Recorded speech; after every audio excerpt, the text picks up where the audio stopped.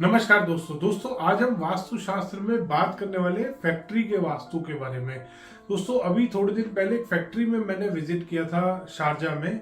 वहां पर जब मैंने विजिट किया तो वहां पर मैंने नोटिस करी एक चीज कि उन्होंने पूरी फैक्ट्री एज पर वास्तु बहुत अच्छी बना रखी थी, बट उन्होंने एक नई मशीन परचेज करी थी और मशीन परचेज करने के बाद से वो फैक्ट्री उस दिन से 1.5 साल हुआ था उनको मशीन परचेज करें, और वो मशीन भी उन्होंने वास्तु के अनुसार बिल्कुल ठीक प्लेस करी थी।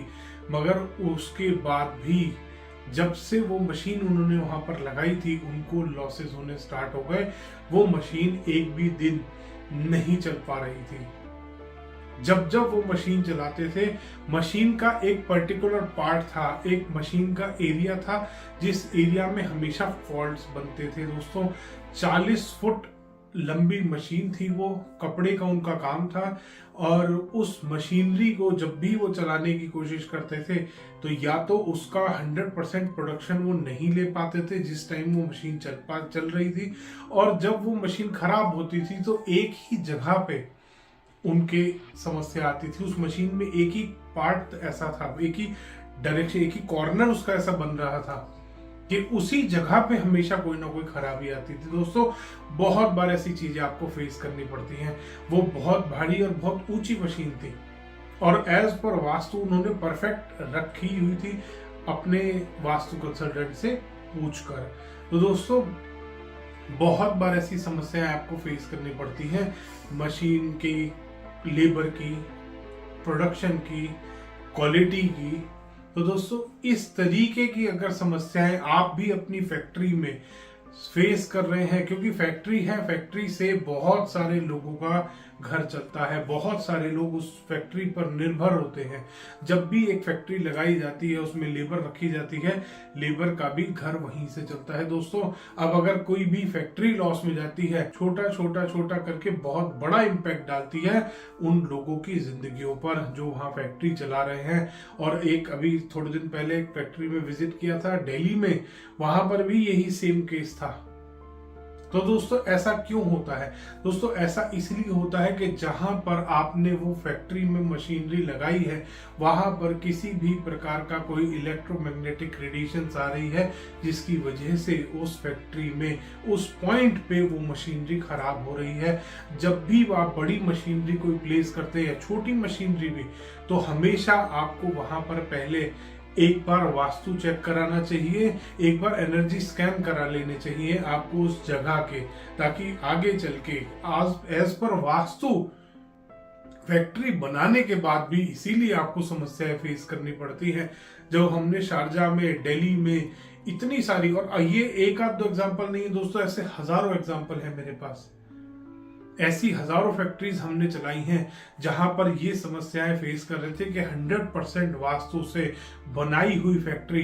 एक बद्दी में एक फैक्ट्री में विजिट किया था, सिडकुल इंडस्ट्रियल एरिया रुद्रपुर में हमने विजिट किया था, वहां पर भी यही केस था कि वास्तु के अकॉर्डिंग फैक्ट्री बनी हुई है, उसके बाद भी समस्याएं आ रही हैं। दोस्तों एक जगह पर तो इतनी समस्या थी कि वहां पर एक लेबर का रूम था, उसमें जो भी बंदे को वो रखते थे वो 3 से 4 दिन के अंदर काम छोड़ के चला जाता था।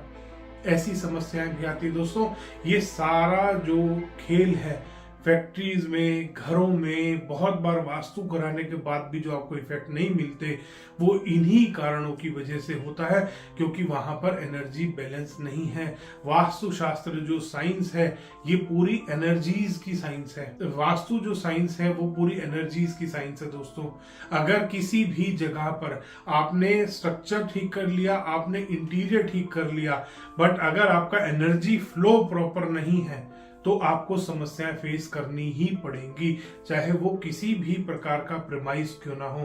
तो इसीलिए जब भी आप वास्तु कराते हैं, स्पेशली फैक्ट्रीज का, बिजनेस प्रेमाइसिस का, कमर्शियल मॉल बनते हैं। दोस्तों हमने एक मॉल में विजिट किया था, वो 20 सालों से बंद पड़ा था।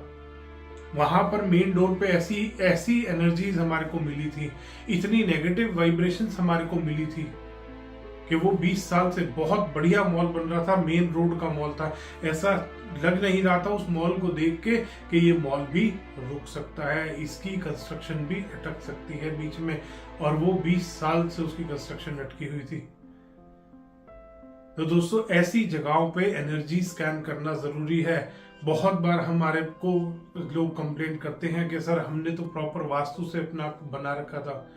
एक दुबई में अभी फैक्ट्री मेरे पास आबू धाबी में आई थी, वेयर हाउस था उनका, उसमें यही समस्या आ रही थी कि प्रोडक्ट रेडी है, बायर रेडी है, प्रोडक्ट जो लेने वाला है डील नहीं हो पा रही, डील अटक रही है सर।